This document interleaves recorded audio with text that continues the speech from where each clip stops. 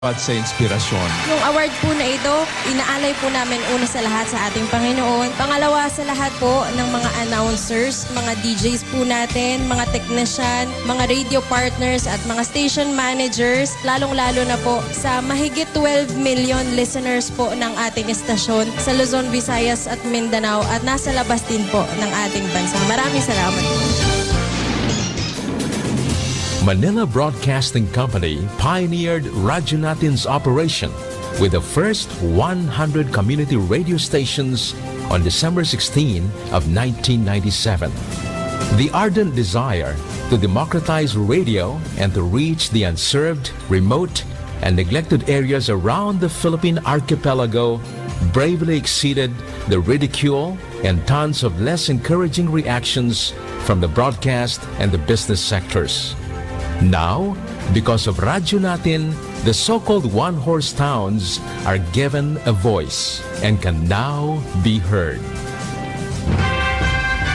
For the first time in the history of Philippine broadcasting, a single radio network binds together 100 community radio stations nationwide, broadcasting simultaneously and instantaneously via satellite with a carefully thought-out programming that features both national and local concerns and interests that are delivered in all 4 major dialects.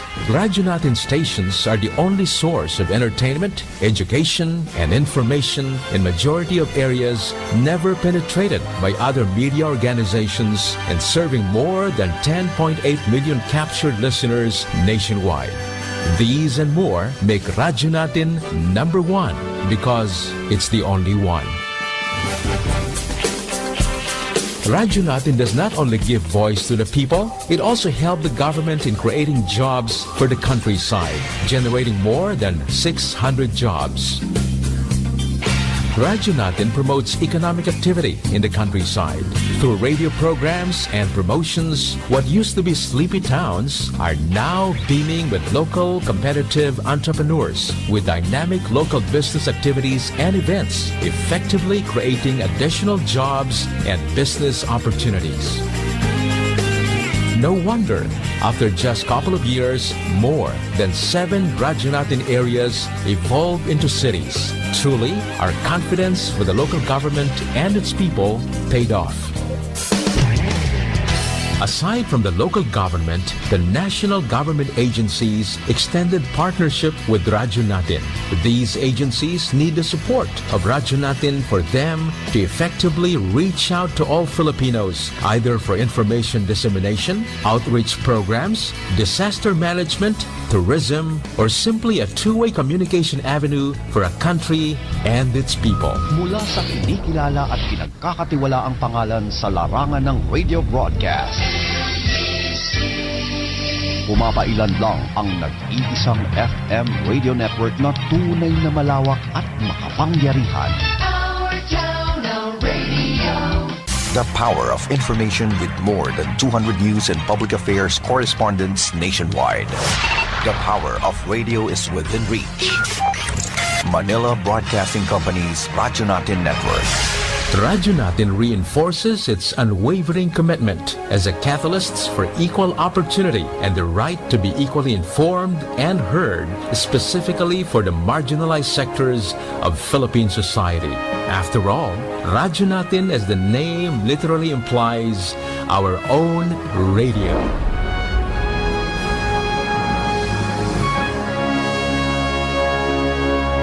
DXTC 95.9, Radyo Natin FM of Manila Broadcasting Company, MBC Media Group is a proud member of the KBP, Kapisanan ng mga Broadcaster ng Pilipinas, in partnership with the Cotabato Institute of Technology, Foundation Incorporated, KITFI.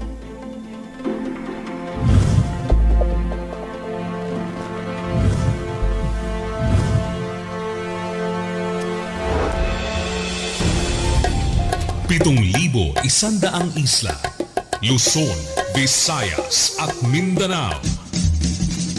Iba't ibang tinig, lain-lain mga pananaw, lain-lain nga tinog, magkaduro dilain na panlantaw. Iba't ibang balita, isang bansa. Lain-laing balita sa usa ka nasod. Lain-lain nga hambal, isa ka pungsod. Magkadronilain nga balita sa bugos nga nasod. Radyo natin. Radyo natin. Radyo natin. Radyo natin. DXTC 95.9 Radyo natin FM. Ako, Tabato City is a member of Manila Broadcasting Company, Media Group, and kapisanan ng mga broadcaster ng Pilipinas, sister station of DZRH in partnership with Cotabato Institute of Technology Foundation Incorporated. Radyo natin FM, ako, Tabato City, aired 24/7. Magandang hapon, Central Mindanao. Itama po ay mga orasan, ang oras sa buong kapuluan, alas 4 ng hapon. Ngayon ay araw ng Miyerkules, ika-3 sa buwan ng Disyembre 2025, at ay ika-12 sa buwan ng Jumada al-Akhir 1447 sa atin pong Hijri calendar. Welcome sa Arangkada Balita ng Radyo natin FM, ako, Tabato City. Sama-sama ho tayo hanggang alas 5 ng hapon. At kami ho ay maghati ng mga balita, kaganapan sa loob at labas ng atin pong bansa. Sa ngalan po ng ating station manager, sa ngalan ng bumubuo ng Radyo natin FM, ako, Tabato City, sa aming news head, sa aming news writer, sa ngalan ni BCTR, Caroline Abbas, ako po muna ang inyong pansamantalang makakasama sa Arangkada Balita, Liza Abbas. Manatili hong nakatutok sa Radyo natin FM, ako, Tabato City. Tuloy-tuloy sa pagbabalita, tuloy-tuloy sa serbisyo.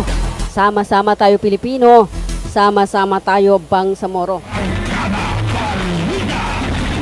At narito na ang detalye ng ating pong mga balita.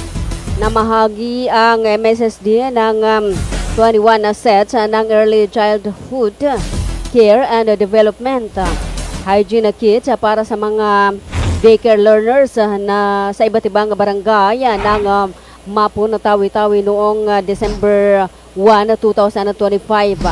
Ang bawat ECCD hygiene kit ay naglalaman ng sabon, toothbrush, KD toothpaste, nail cutter, alcohol, tsinelas, face mask, siklay, wet wipes, face towel at baby powder.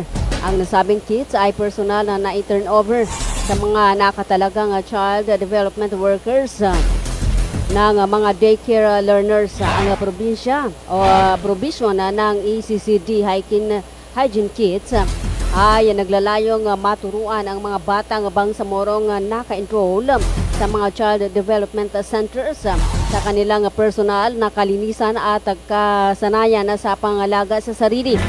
Ang inisyatibang ito ay matagumpay na naisakatuparan sa pangunguna ng MSSD Mapon Unit Office, katuwang ang mga para-social workers.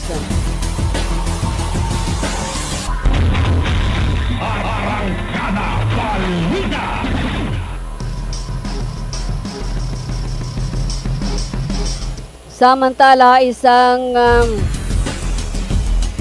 21 anyos na lalaki ang biktima ng pamamaril sa poblasyon na Pagalungan MDS alas 2:55 ng hapon. Kinilala ang biktima na si Maniling Eric Caminto, residente ng poblasyon na Pagalungan, Maguindanao del Sur.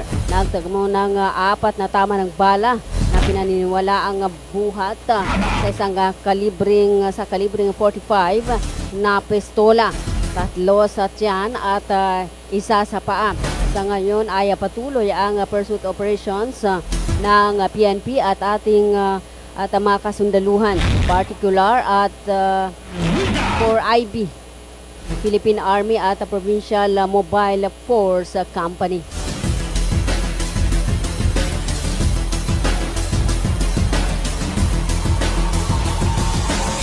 Kayo pa rin po patuloy na nakikinig sa ating pong Arangkada Balita ng Radyo natin FM, ako, Tabato City.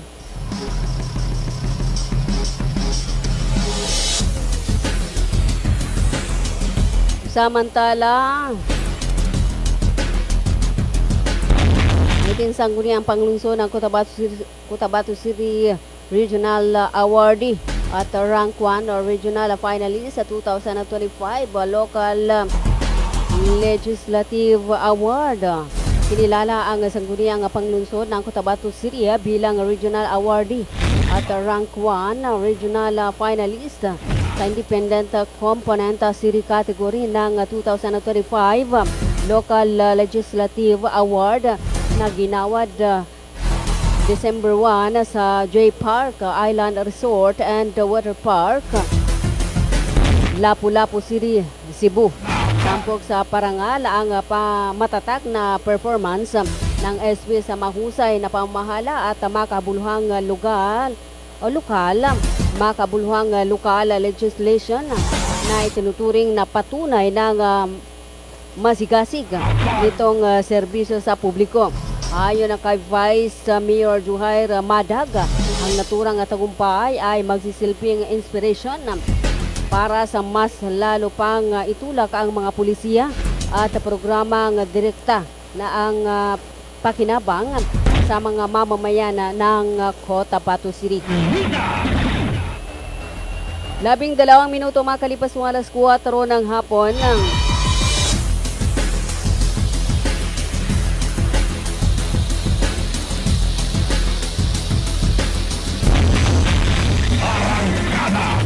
Eleksyon na protest sa laban na kay tugunan ng SGA Mayor Abdullah P. Abbas. Ibinasura ng RTC branch at 28 sa payan ng Midsaya, Cotabato.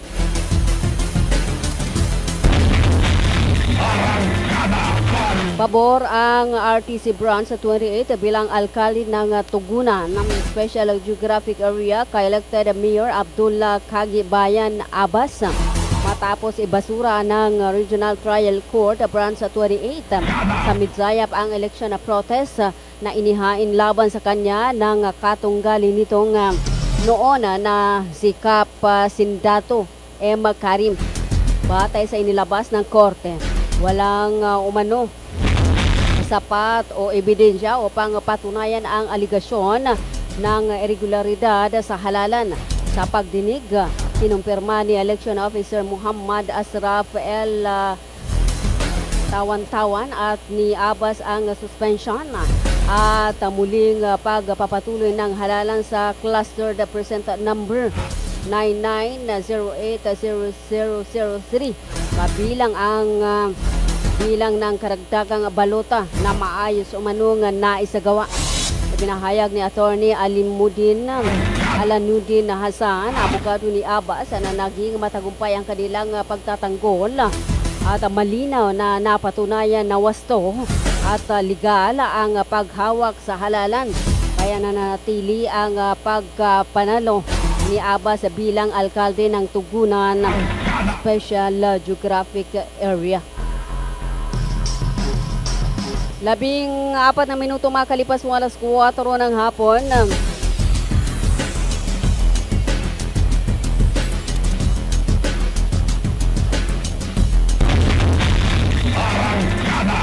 Sa pagpapatibay ng mandato nito sa Bangsamoro Autonomous Region in Muslim Mindanao o BARM, hiniling ng Ministry of Labor and Employment MOLE ang pag-aproba sa 447.6 million na pesos sa budget nito para sa 2026 noong Nobyembre 28 sa harap ng Bangsamoro Transition Authority Parliament's Finance, Budget and Management Subcommittee A.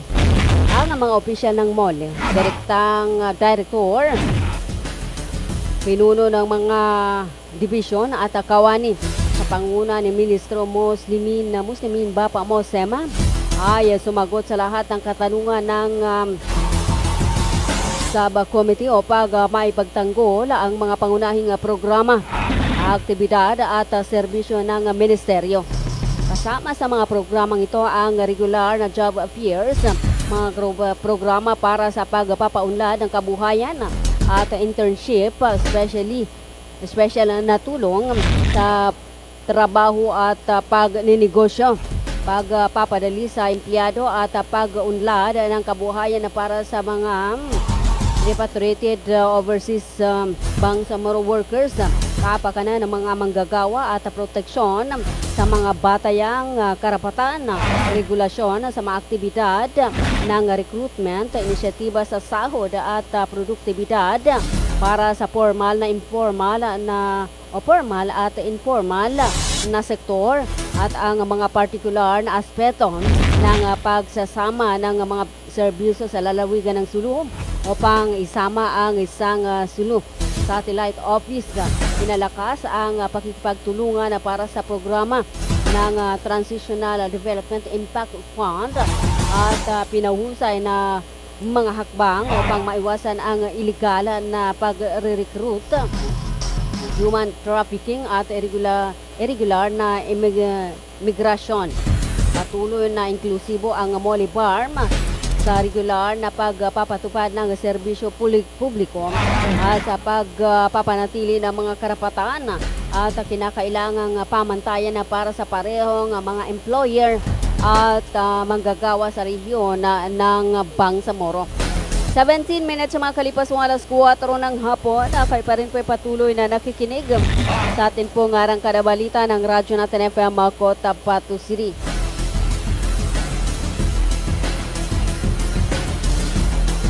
At magbabalik ang Arangkada Balita. Makaraan lamang po ng ilan sa atin pong mga hanapbuhay.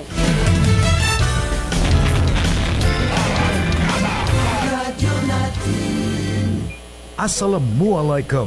Alam nyo, BARM, ang COMELEC voter registration ay bukas na para sa non-BARM areas. Pero sa BARM areas ito ay magsisimula pa lamang sa May 1 hanggang May 18, 2026. Gayunpaman, maaari pa rin kayo mag-avail ng Special Register Anywhere Program o Register Anywhere Program sa labas ng BARM. Pero ang application nyo ay mapoproseso lamang simula May 1, 2026. Syukran!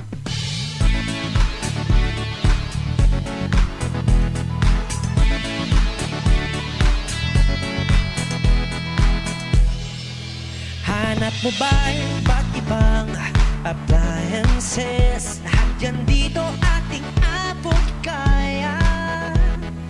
Huge discounts and great services. Posible sa Imperial Appliance Plaza.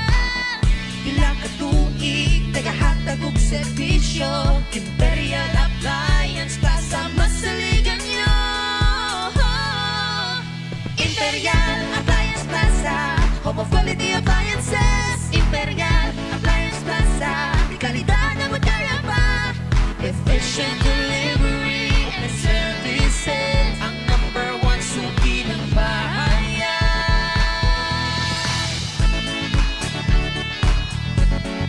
Nangunguna.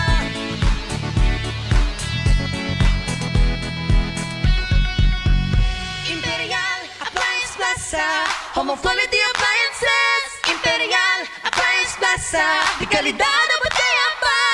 Efficient delivery and services, ang number one suki ng bahayan. Nangunguna.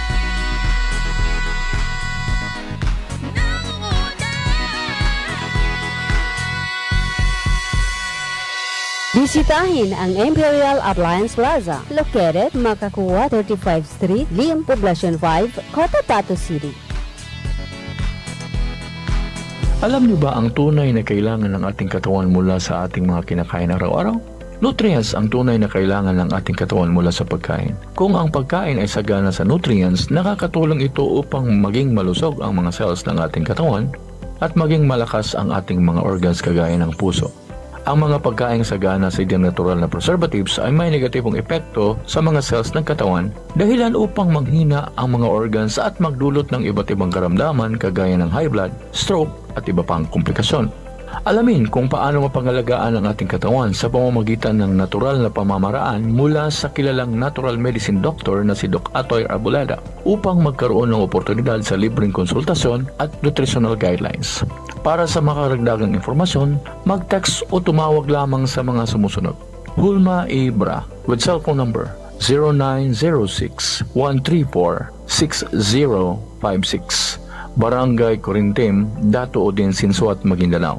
Kulot Mandang Saligan with cellphone number 0926-424-4505. Barangay Poblacion, Dato Odin, Sinsuat, Maguindanao. Bulawan, Buesa Kilam with cellphone number 0955-522-6772. Barangay Binolin, Dato Odin, Sinsuat, Maguindanao. Rajasita Kinanding with cellphone number 0965-502-6738, Cotabato City.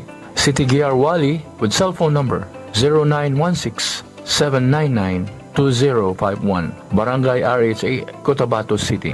Baypulna, Sandigan ng Patuan with cellphone number 0936-333-6218, Barangay Bulalo, Sultan Kudarat. Sali Ibrahim with cellphone number 0965-757-5998, Barangay Limbo, Sultan Kudarat. Mamot Maulana with cellphone number 0975-576-5811, Cotabato City. Paalala, mag-ingat sa mga tao na gumagamit ng mga video ni Doc Atoy para makalinlang. Bay, siya kapan? Why, Bapa, nana ko din. Bapa.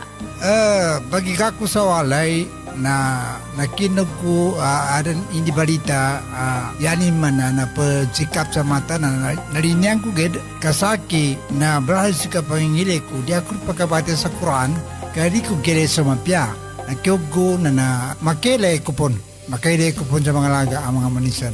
Ano natabuhan Bapa? Kaadin na katawang ko. Nang babatalunan ka na mapiyay ka-check-upin. Do kumpleto sila sa mga gamit sa ka-check-up sa mata. So lang, eye care clinic. Matunang kayo ito Bapa, katawan na kawin dawalalan. Maya ba sa pagkambitya tanan na mapakayat daun kasaki kabaongan ko na mag. Luka buanga sa second floor Sardonyx Plaza. Mbalaka na Gutierrez Avenue, do Sinsuat Avenue, Cotabato City. Ana inshallah nanalmo ko. Namagudasukal nalmo ko kando makele kupan.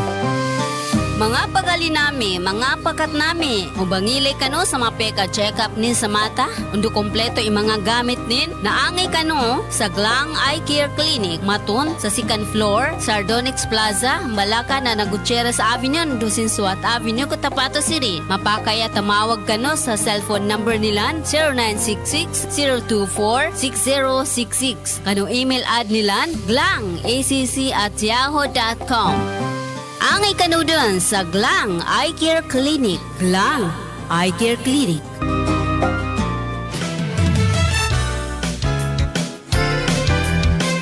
Radyo natin. Arangkada Balita. 23 minutes makalipas ng alas 4 ng hapon at kayo pa rin po'y patuloy na nakikinig sa atin pong Arangkada Balita ng Radyo Natin FM Cotabato City. Ang bahaging ito ay hatid po sa inyo ng Cotabato Institute of Technology Foundation Incorporated, Al-Raiz Ventures Corporation, Green Pharmacy, Bangsamoro Sharia Lawyers League of the Philippines Incorporated.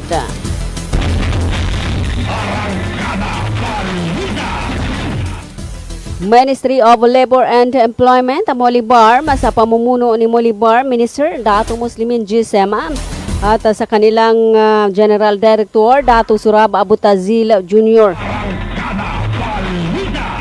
Ang oras ay hati din po sa inyo ng Bangsamoro Sharia Lawyers League of the Philippines Incorporated. 24 minutes makalipas walas 4 ng hapon at sa pagpapatuloy ng atin pong mga balita. Humigit 700 na beneficiaries ang naka-avail ng programang Project Baba, Bridging Access to Basic Assistance sa Bangsamoro o sa Barangay Linak, Dato Udin Sinsuat, Maguindanao del Norte. Pinangunahan ni Mayor Abdul Main Abbas at Vice Mayor Dato Babstil Sinsuat ang nasabing programa kasama ang ilang SB members. Labis ang kasiyahang nadama ng mga benepisyaryo dahil mismong ang mga elected officials ng Datuudin Sinsuat ang nanguna sa pamahagi ng tulong at suporta sa Barangay Linak. Naay sa katuparan ang programa sa pagkikipagtulungan ng BLGU. Linak sa pamuno ni Dato Rashin M. Sinsuat. Ang Project Baba, Bridging Access to Basic Assistance, ay isang flagship program ng lokal na pamahalaan na may layuning mailapit at maipadama ang mga serbisyong magbibigay tulong at suporta sa mamamayan ng Datuudin Sinsuat. Para kay Mayor Abdul Main Abbas, ang programang ito ay isang serbisyo hindi lamang para sa ilan lang, bagkus ito ay para sa lahat. Patuwang pa rin sa matagumpay na programa ang IPHO Maguindanao, RHU Datuudin Sinsuat, 35th MC Marine Battalion Landing Team 5 at ang mga municipal officers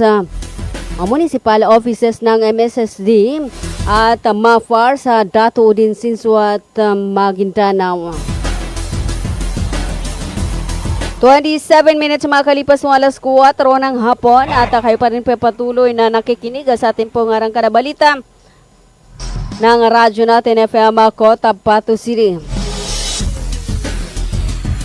Samantala, para sa taong ito, na Bangsamoro Human Rights Consciousness Week sa December 1 hanggang 10, matatag na sumasali ang Ministry of Labor and Employment sa panawagan na para sa isang mas marangal, makatarungan at makataong rehiyon ng Bangsamoro. Sa temang Kawagi for All, Tindag Kaadatan.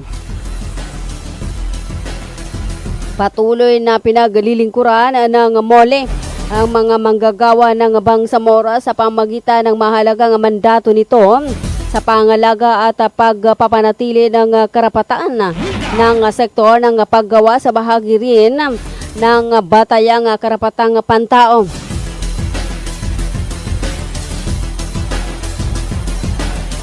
Magsama tayong lahat para sa ating pangkalahatang misyon sa pagtataguyod at pangalaga sa ng karapatang pantao ng lahat ng tao sa Bangsamoro.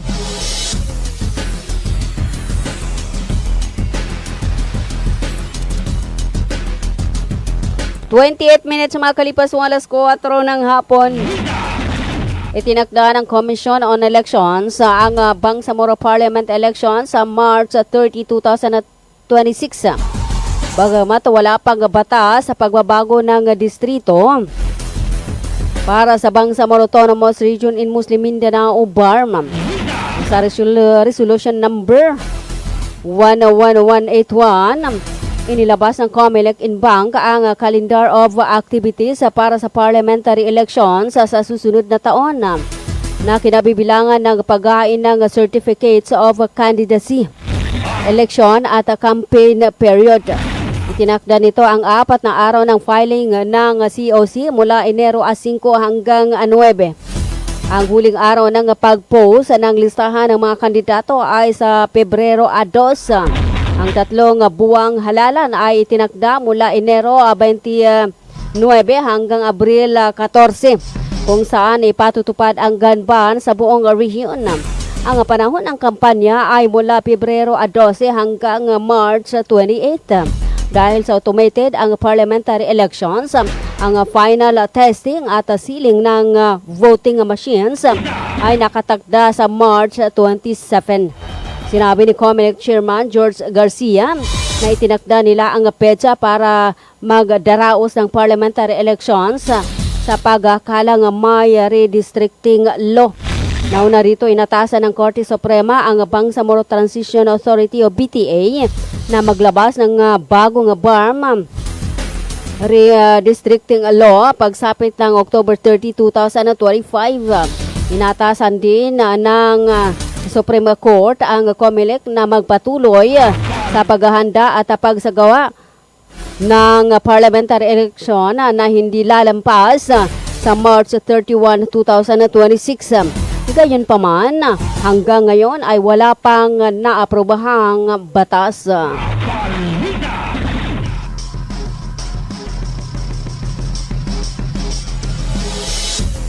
30 minutes makalipas ang alas 4 ng hapon na ngayon ay araw ng Miyerkules, December 3, 2025. Mga kaibigan, pakinggan po natin ang naging panayam kay Bangsamoro Human Rights Commission, BHRC BARM Information Officer, kaugnay po sa isinagawang Bangsamoro Human Rights Consciousness Week, kalinga at karapatan, libreng serbisyong legal, serbisyong kalusugan, serbisyong pampubliko para sa Bangsamoro. This week, taon-taon namin ito ginagawa. In support ito sa tinatawag natin International Human Rights Day. No? So, ang unang programa ginagawa namin is the kick-off activity. Ito ay ginagawa namin sa OCN ground pagkatapos ng flag raising ceremony.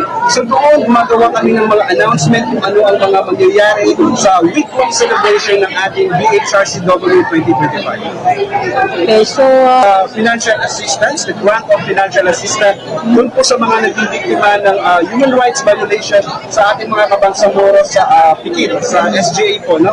Ginanap po yan kahapon at sa kasalukuyan ngayong araw, ginugulita o ginaganap natin ang kalinga at karapatan kung saan ito po ay libre. 101% na po ika nga ng aming chairperson, wala pong babayaran. So meron po tayong mga libreng legal na serbisyo, medical na serbisyo at mga pampublikong serbisyo. Katulad po ng mga pag-notarize, nandiyan din po ang pag-ibig, ang PhilHealth, may mga medical din po tayo, pwedeng magpa-consult, may mga dental check-up, at marami pa pong ibang mga serbisyo na dito ngayon sa City Hall. So hanggang 3 p.m. po kami at sa lahat po ng mga nanonood at nandyan, nagkikinig, inaanyayahan po namin kayo na pumunta na po kayo dito habang nandito pa po ang ating kalinga at karapatan. So bukas, gaganapin naman po yung tinatawag natin inter-school debate competition. So may mga para lang kami iimbita para gawin itong ating inter-school debate competition. Mayayari po ito sa Almor, no? Bukas. At ang aming culmination day, that will be on December 10, 2025. Gaganapin naman po ito sa Sharif Kabunsuan Cultural Complex. So marami po tayong aabangan sa ating culmination day. Isa na po dyan ay ang nabanggit ng aming chairperson, ang Suara Tawagin Rusty. Ito po ay report na kung ano na po ba ang mga napagtagumpayan ng mga naisagawa ng Bangsamoro Human Rights Commission sa 5 years na existence ito dito sa Bangsamoro. Maliban din po dyan ay aabangan din po ng ating mga kasamahang Bangsamoro ang tinatawag nating maninindig sa Kawagin Awardee. So may mga tao at mga ahensya po kaming pinili, dumaan po sa screening, evaluation, na bibigyan po namin ng parangal. Ang tawag po natin doon ay maninindig sa Kawagin Awardee. Ang isa pa po pwede natin abangan ay ang tinatawag natin tugtulan ng mga Lucas. Yes. Kung napanood niyo po last year yung ating tugtulan ng mga Lucas, alhamdulillah. At ngayon, for the second episode, nandyan naman po ulit ang ating tugtulan ng mga Lucas. Featuring po natin dyan si Minister ng Ministry of Indigenous Peoples Affairs, si Engineer Aida Silongan, at ang ating former MP Abdullah Idaya. Ano po ba ang mga karanasan nila tungkol sa BARM struggle? Kumusta? Gaano kahirap ang pinagdaanan ng ating mga pinuno o ating mga elders dati? So yan po ay abangan natin sa tugtulan ng mga Lucas. Isa pa po in support no, sa ating transitional justice, ay i-unveil naman po natin yung ating mga transitional justice research and documentation. So ito po ay mga books na ipapahayag na natin sa publiko, pwede na nilang mabasa po. Inshallah.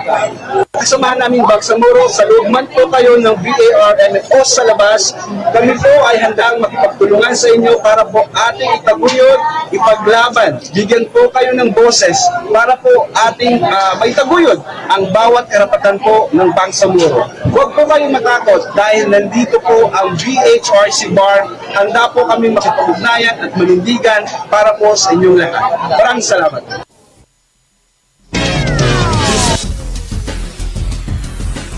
Alright, atin pong napakinggan ang BHRC BARM Information Officer kaugnay sa isinagawa pong Bangsamoro Human Rights Consciousness Week.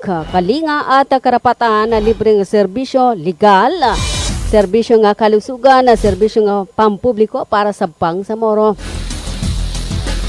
Alright, it's 30 minutes na makalipas ng alas 4 ng hapon.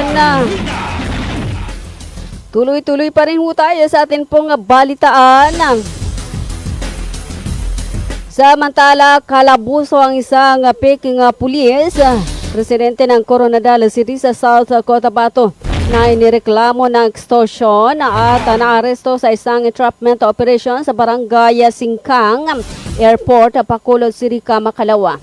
Sa ulat ng Bacolod City Police, kinilala ang nasakoteng impostor sa parak o naparak sa pangalan lamang nitong John, 38 years old, taga Coronadal City, na nagpapanggap na isang pulis Major Calzado para makapangutong ng pera sa mga negosyante at iba pang personalidad. Ayon kay Lieutenant Colonel Antonio Benitez Jr., Hepe ng Bacolod City Police Intelligence Unit, isinagawa ang entrapment operation laban sa suspect dahil sa mga reklamo na kanilang natanggap. Kanyang kinumpirma na taga Coronadal City ang kabisera ng South Cotabato sa Region 12 ang suspect. Hindi na nakapalag ang suspect matapos na arestuhin ng mga operatiba at nabawi sa pag-iingat nito ang 3,000 pesos na cash at 18,000 bodil money.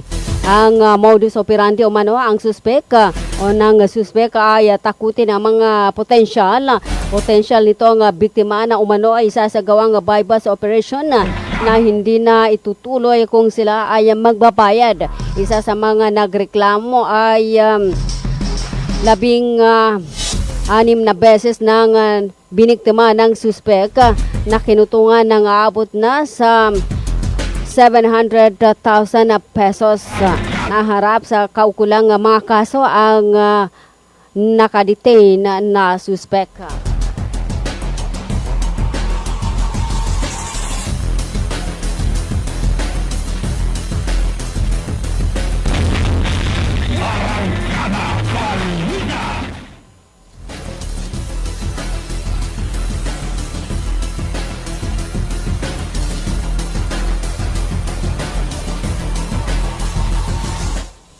...38 minutes mga kalipas walas 4 ng hapon.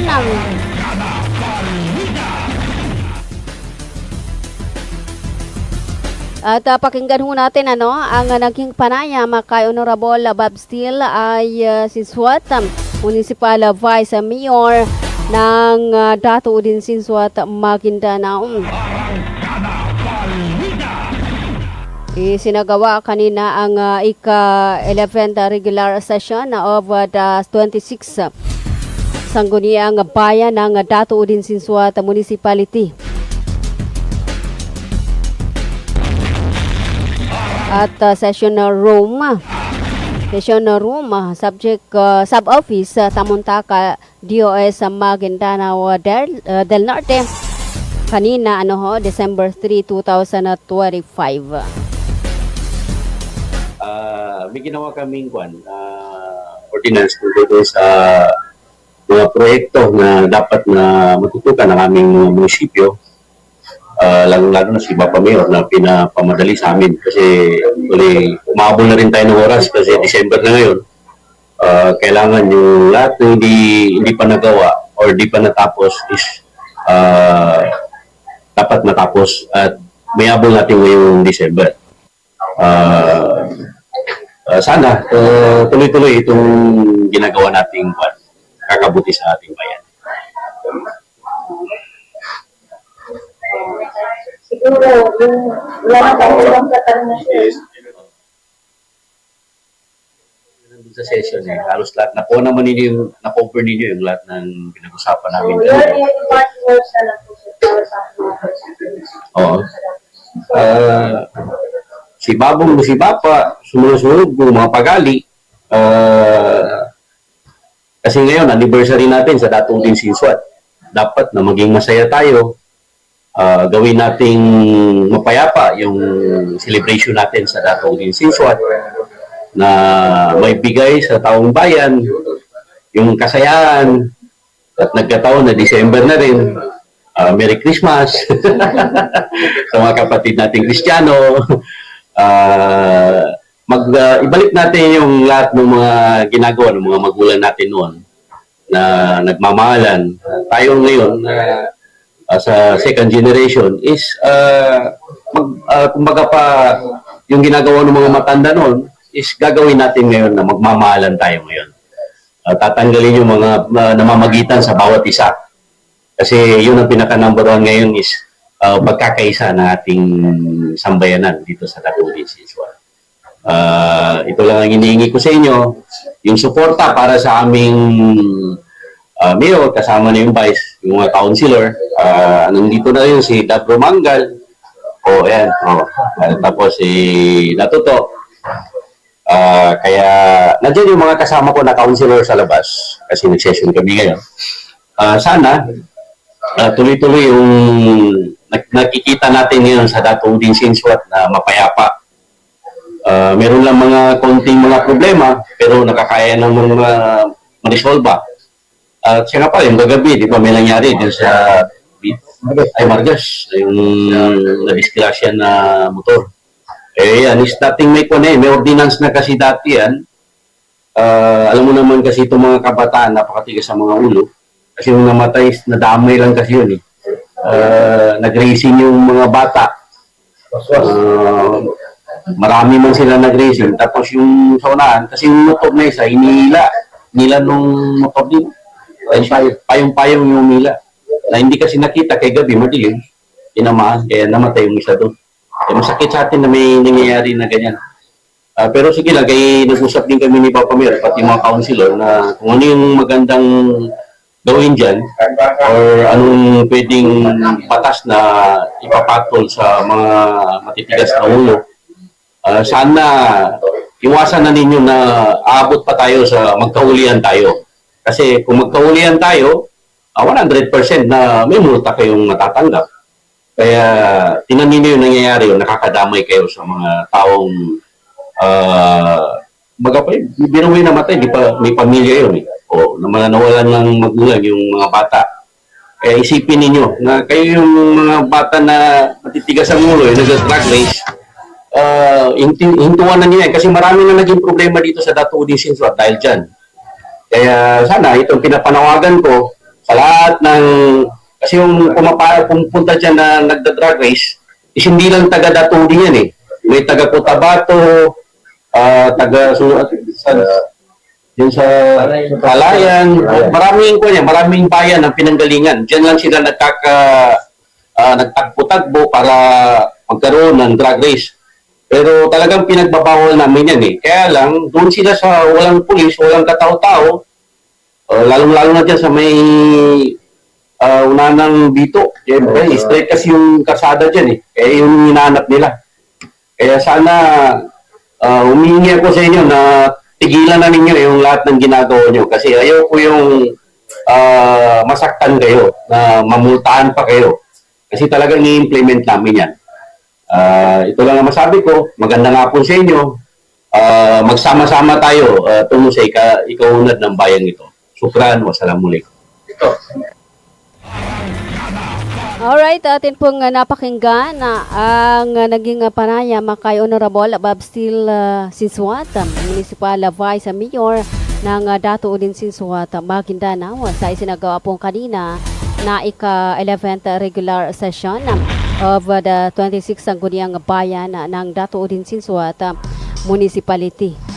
At ginanap sa sub-office Tamuntaka, Dato Udinsinsuat, Maguindanao del Norte.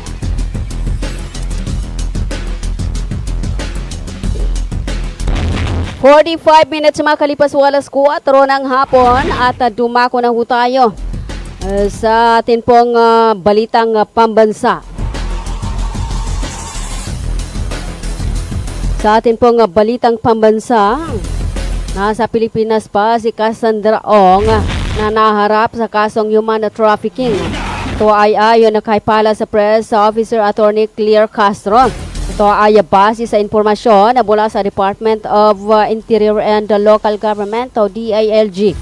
Sa kabila nito, patuloy niya ang operasyon ng mga otoridad para matunton ang kinaruruunan ni Ong. Nauna nang nag-alok ang Department of Justice ng 1 million pesos reward para sa impormasyon na maaaring makapagturo sa kinaruruunan ni Ong.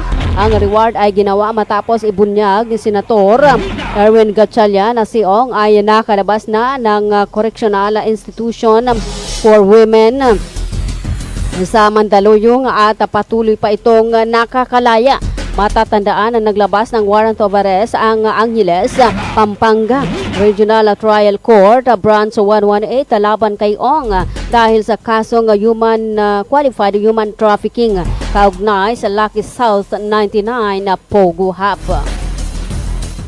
46 minutes makalipas walas 4 ng hapon.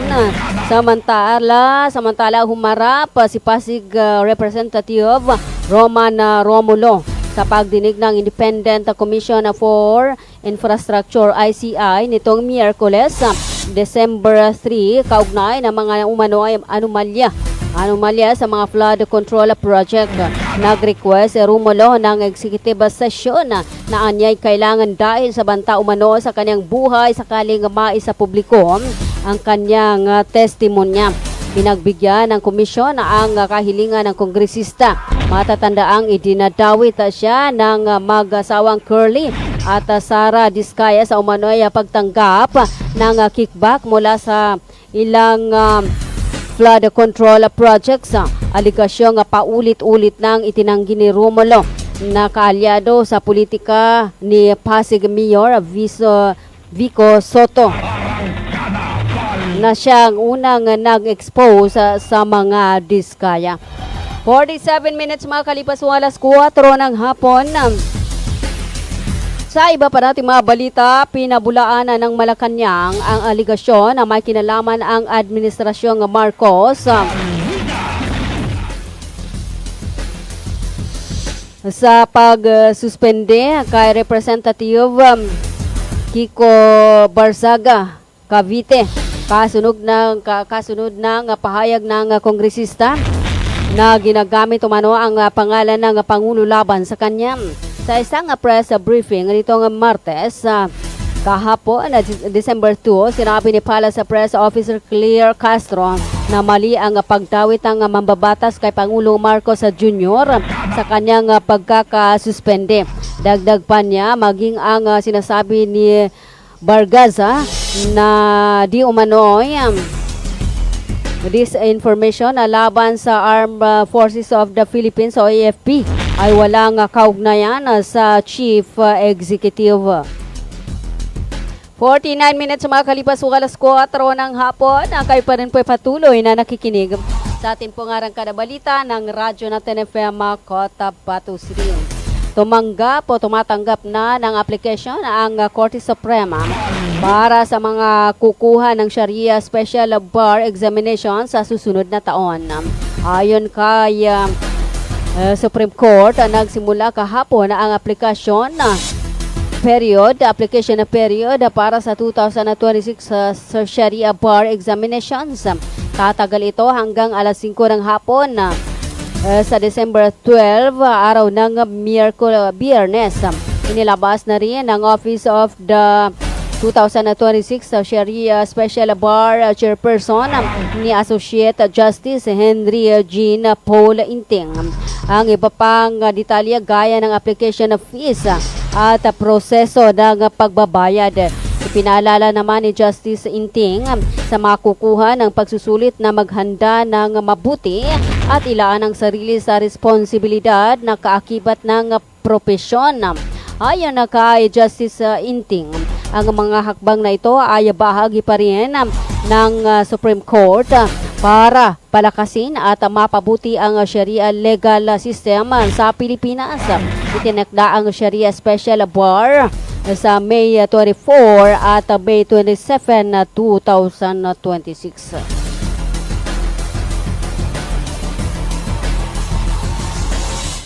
Minutes makalipas ng alas 4 ng hapon at kayo pa rin po ay patuloy na nakikinig sa ating pungarang kada balita ng Radyo Natin FM Cotabato City. Mahigit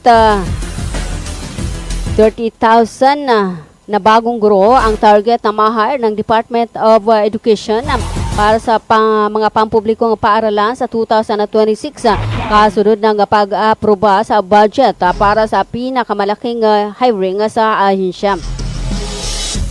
Ayon sa DepEd, nakapaloob sa 2026 National Expenditure Program ang 32,916 na bagong Teacher 1 items na layong tugunan ang mataas na bilang ng mag-aaral at mas mabigat na instructional needs matapos ang ilang taong learning disruptions. Kasama rin sa expansion ang 6,000 na bagong school principal 1 at 10,000 school counselor associate 1 bilang tugon sa leadership gaps. Tumataas na demand ng guidance work at mga kaso ng bullying sa mga paaralan. Nakatakda ring mag-hire ang DepEd ng 11,268 Administrative Officer 2 at 5,000 Project Development Officer 1 upang mabawasan ang non-teaching workload ng mga guro. Bukod dito, tinatapos na rin umano ng DepEd ang hiring para sa mga posisyong napunduhan para sa 2025. Nakatakdang i-hire at i-deploy ang kabuang 20,000 na bagong teaching positions kabilang ang 33,052 unfilled items mula pa sa mga nakaraang taon. 52 minutes makalipas ng alas 4 ng hapon. Hindi na naka-live stream ang ngayong Miyerkules, December 3, ang pagdinig ng Independent Commission for Infrastructure sa mga resource persons sa investigasyon sa mga anomalyang flood control projects. Kapwa nag-request kasi ng executive session o closed-door hearing sina Pasig City Representative Roman Romulo at Bulacan 1st District Representative Danilo Dani Domingo. Haharap mamayang 9:30 na umaga si Romulo habang 10:30 ng umaga naman si Congressman Domingo. Ang nasabing dalawang kongresista ay kabilang sa mga pinangalanan ng mag-asawang kongresista o kontratista na sina Curly at Sara Diskaya na nakatanggap umano ng porsyento sa flood control projects. Noong Martes, sa unang pagkakataon ay naka-live stream ang ICI hearing upang o kung saan sumalang sina Laguna 4th District Representative Benjamin Benji Agaraw Jr. at ilang Land Bank of the Philippines officials and representatives. 54 minutes makalipas ng alas 4 ng hapon at kayo pa rin patuloy na nakikinig sa ating pong rangkada balita ng Radyo Natin FM Cotabato City.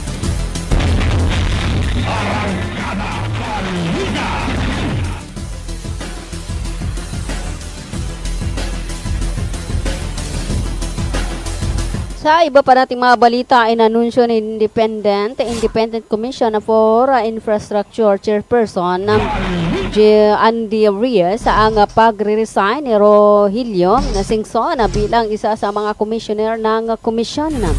Anya pa, epektibo ang resignation ni Singson sa December 15 pero maaaring ma-extend hanggang Disyembre 21. Si Singson ay kabilang sa 3 miyembro ng ICI na personal na napinili ni Pangulong Ferdinand Marcos Jr. upang pangunahan ang investigasyon sa anomalya sa mga flood control project. 55 minutes sa makalipas alas 4 ng hapon at bilang panghuli sa atin pong mga balita. Ikinukonsidera ng Malacanang ang mungkahi na mag-alok ng pabuya sa pagkakaturo, makakapagturo at makakapagbigay impormasyon sa kinaroroonan ni dating Congressman Zaldico. Ayon kay Palace Press Officer Attorney Claire Castro, sa ngayon ay wala pang napapag-usapan tungkol sa reward system. Subalit maaari nitong ikonsidera ng gobyerno para mapabilis ang pag-aresto kay Ko at mapabalik siya sa bansa. Paliwanag ni Castro na mahalagang matunton ang kinaroroonan ni Ko dahil sa kanya nakaturo ang mga ebidensya kaugnay sa iskandalo sa flood control scam. Ipinaubayan naman ng Malacanang sa Department of Foreign Affairs o DFA ang pagkilos para makipag-ugnayan sa Portuguese authorities upang matukoy kung sa Portugal nagtatago ang dating kongresista. Sa pinakahuling monitoring anya ng Department of Interior and Local Government na sa Portugal umano si Ko at hindi ito basta mapapauwi dahil walang extradition treaty ang gobyerno sa naturang bansa. 57 minutes makalipas alas 4 ng hapon at kayo pa rin po patuloy na nakikinig sa ating pong arangkada balita ng Radyo Natin FM Cotabato City.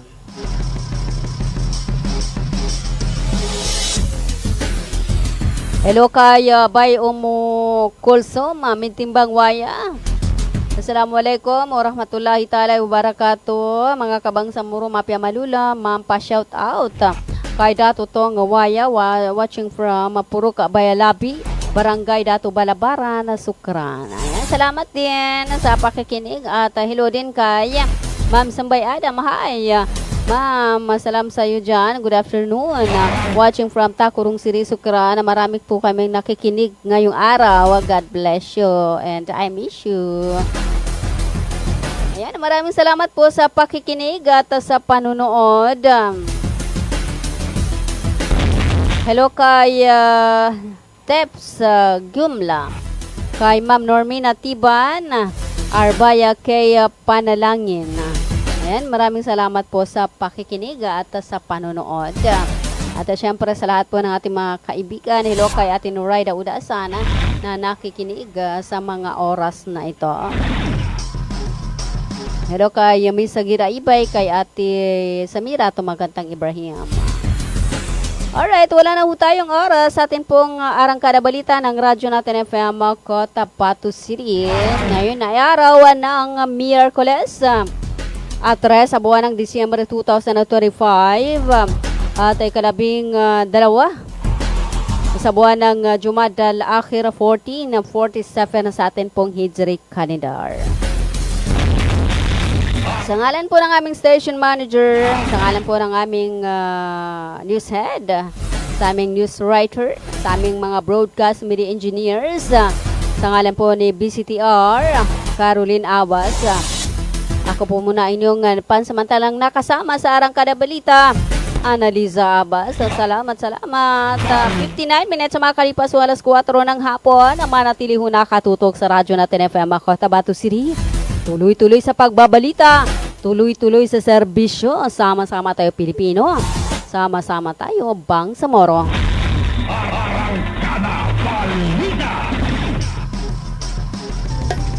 7,100 isla, Luzon, Visayas at Mindanao. Iba't ibang tinig, Lain-laing mga pananaw, Lain-lain nga tinog. magkadurog nilain na panlantaw. iba't ibang balita, isang bansa. Lain-laing balita sa usa ka nasod. Lain-lain nga hambal, isa ka pungsod. Magkadurog nilain nga balita sa bugos nga nasod. Radyo Natin Radyo natin. Radyo natin. Radyo natin. Radio the country's friendly station. Radio And the KBP Golden Dove Award for the best FM radio station provincial goes to Radyo natin.